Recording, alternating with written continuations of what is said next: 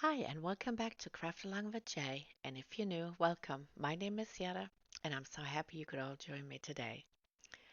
Can you believe it? September 1st.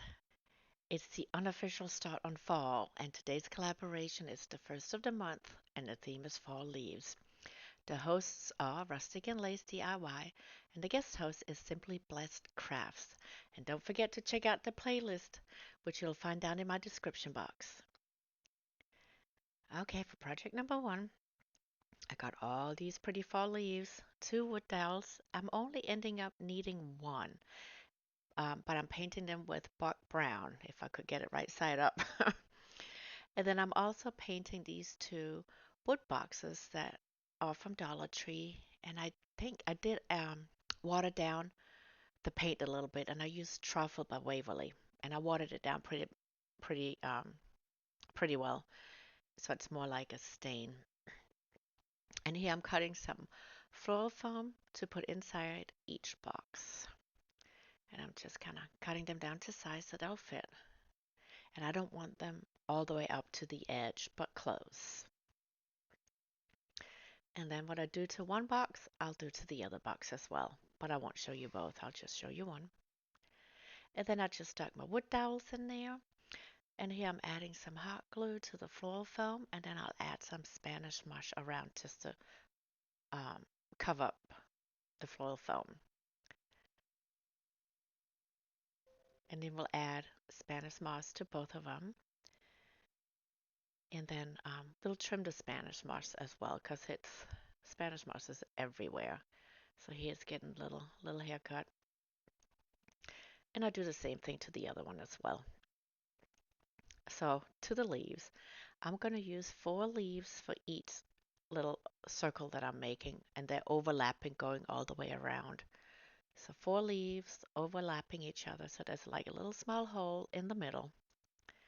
And I'm just going to use a little dot of hot glue in between the leaves just to hold them in place. And use your finger protector because it does get very hot and it will burn your fingers. Um, so a dot in between the leaves, push it down, and I'm just holding them all the way around so my little circle in the middle, the little hole in the middle, doesn't disappear because we need that little circle hole. So here we'll add that last leaf.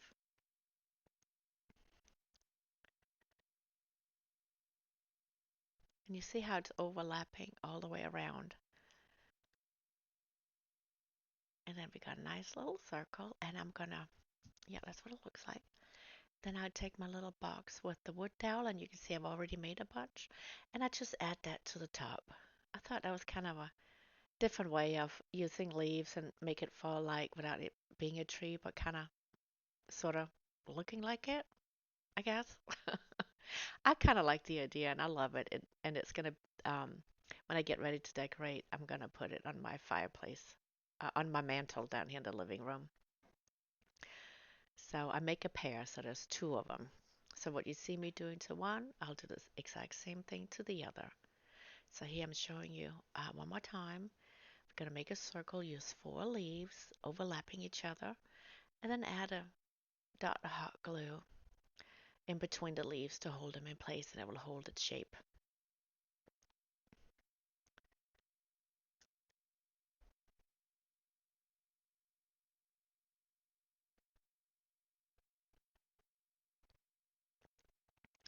And then once we're done with that, we'll take that and add it on top of the other leaves that we have made on the wood dowel. And I keep going like this until I have as much as I want on my little wood dowel here. I fill it pretty close to the top, but not quite all the way. I want it a little bit to show at the top, but you can go as far as you want to. And then what you can't see here, I did add a little acorn on top to the wood dowel on the top part. And then I have this happy fall sign. I didn't do anything with it except for adding some wood glue to the back. I liked the wood color, the natural color it had, and it went really well with the box. So I kind of left that alone. And that's what it looks like. I think it's absolutely beautiful.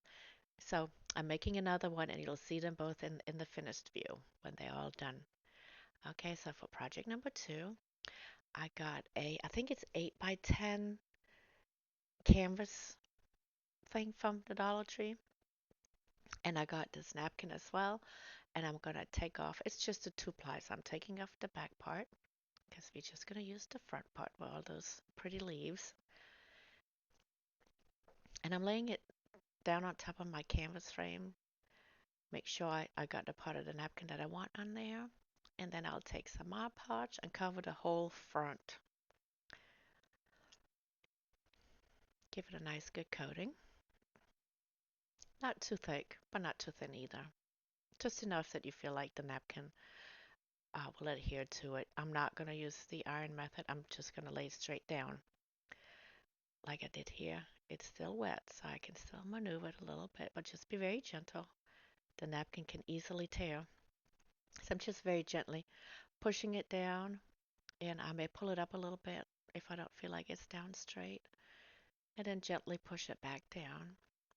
And just kind of go over it to kind of get rid of some of the wrinkles and air bubbles. I'm not too worried about the wrinkles. It kind of adds to the charm in this project. But I don't have a whole lot actually at the end. I was just worried about getting air bubbles out. So I'm just very gently repositioning it. Got a little bit of a struggle, but the end result looks great, so it's okay. It's part of the process. So I just kind of gently go over it like so.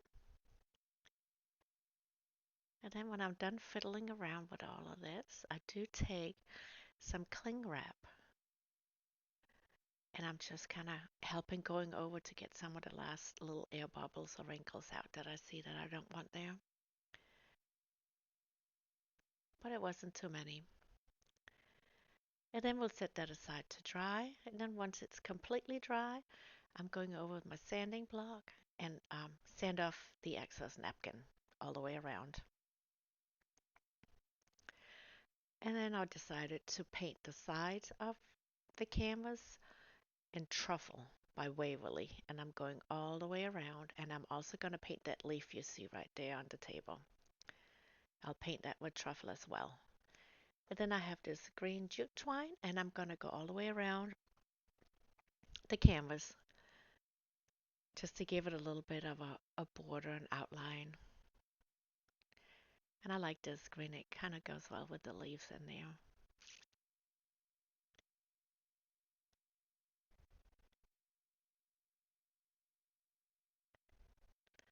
And then I got some tumbling tile blocks, pretty much the same color as the leaf.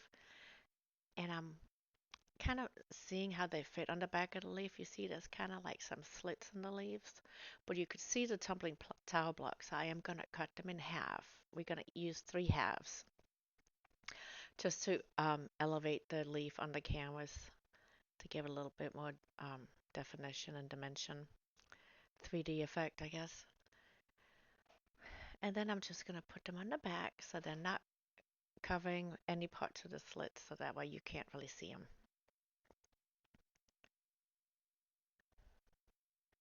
So I'm using 3 total just to kind of even it out all the way throughout the leaf. And I'm just using hot glue to do that.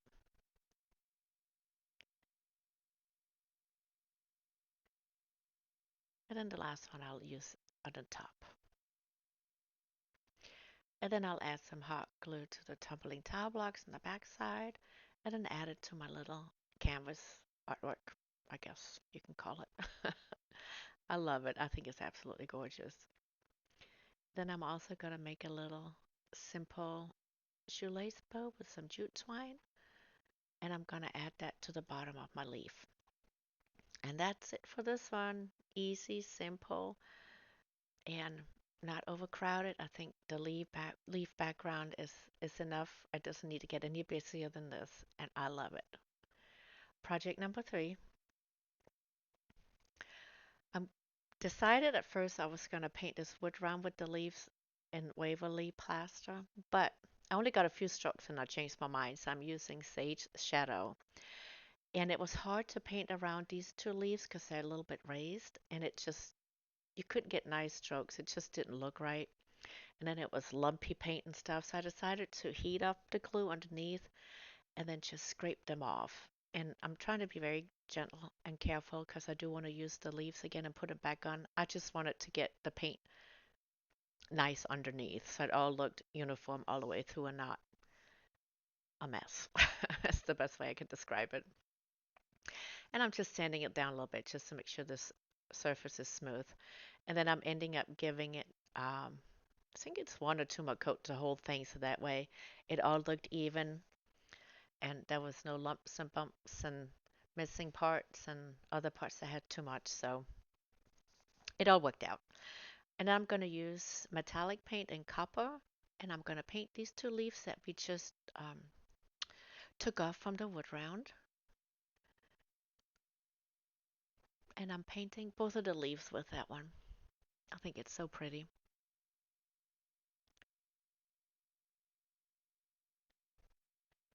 And I'm just using a very small brush just because there's so many little slits in it. So I didn't want any paint to get stuck in there. And then I'm also going to use Rich Espresso and Splendid Gold to paint the other leaves that I have. And they're a bit thicker.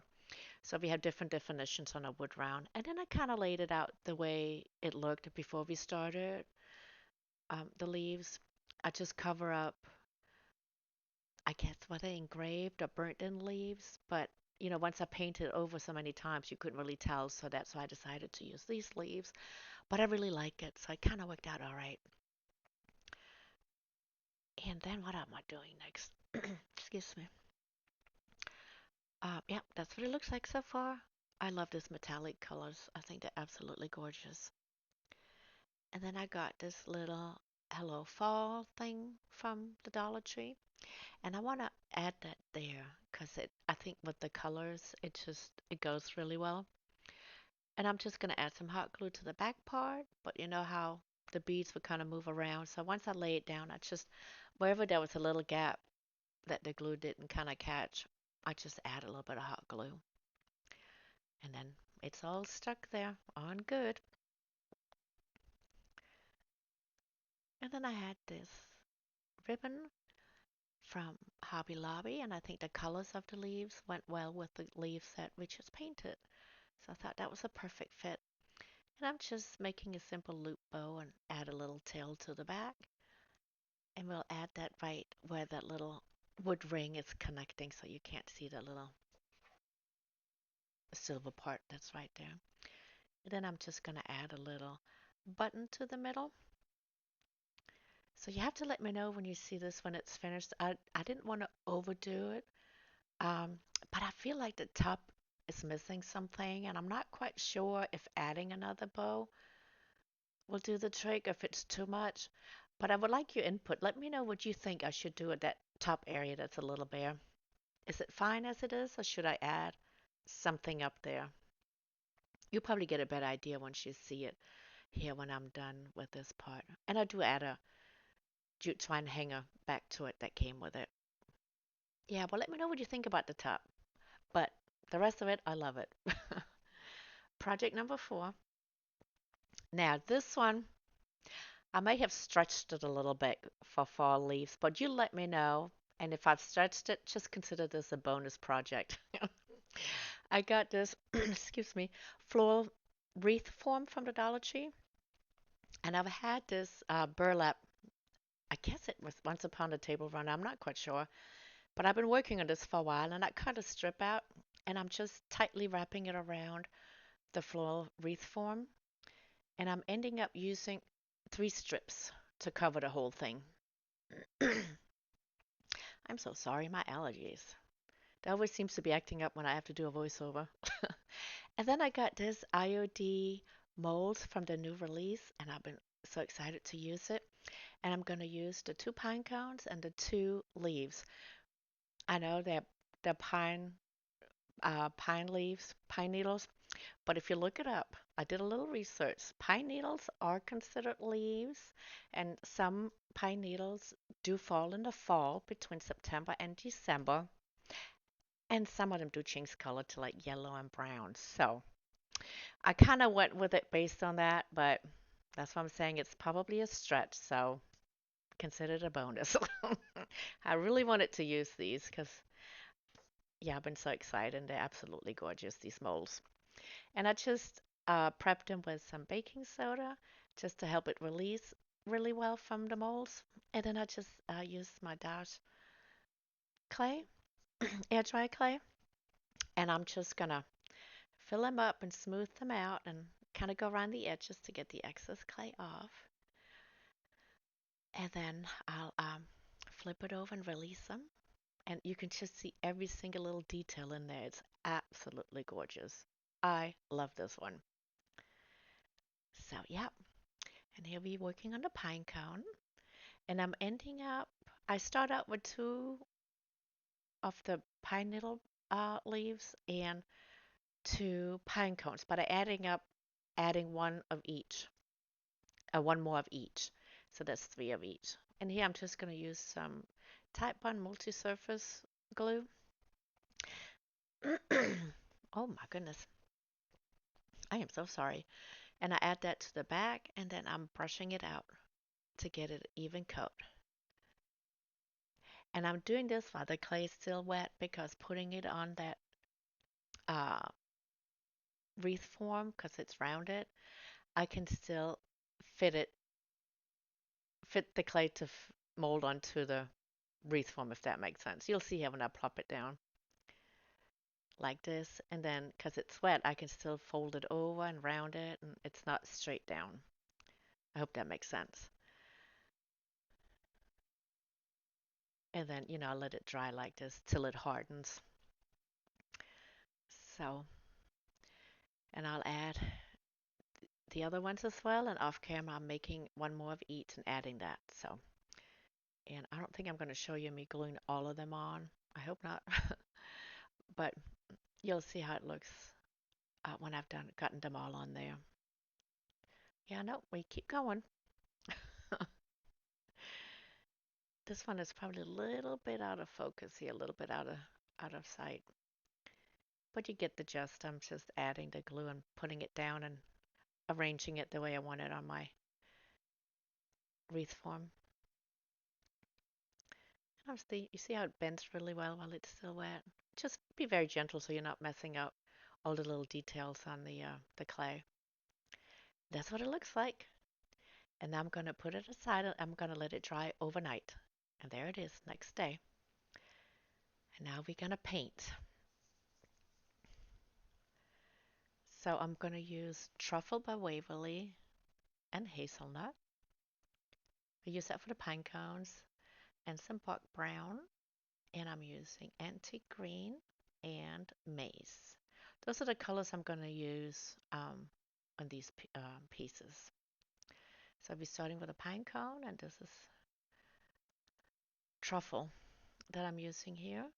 And I'm going to do the whole thing in that color, and then I'll go in with, you know how some pine cones have these little, on the tips, there's a little different color part or piece to it. And I'm going to do those with hazelnut. That's what I'm doing right here.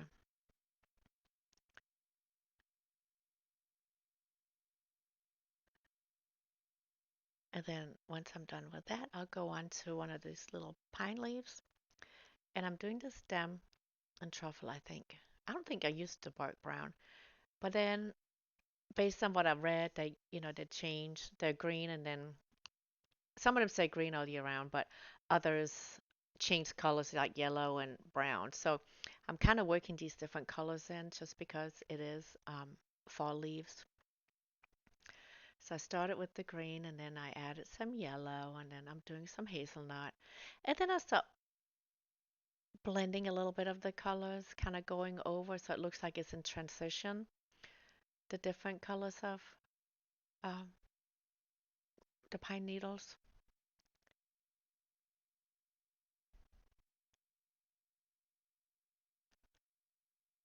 And then I'm using different brushes because when you get down to the getting into the little nooks and crannies and along the edges, you need to like a really fine paintbrush. But that's what it looks like so far. And I continue all the way around, and here they are all done. I love it. I think it's absolutely gorgeous. You have to let me know what you think. So yeah, I even used a little bit of Barn Red right there. I don't know if you could see that, just to give it a little bit more of a transition. It was close enough to the brownish color that I kind of went with it.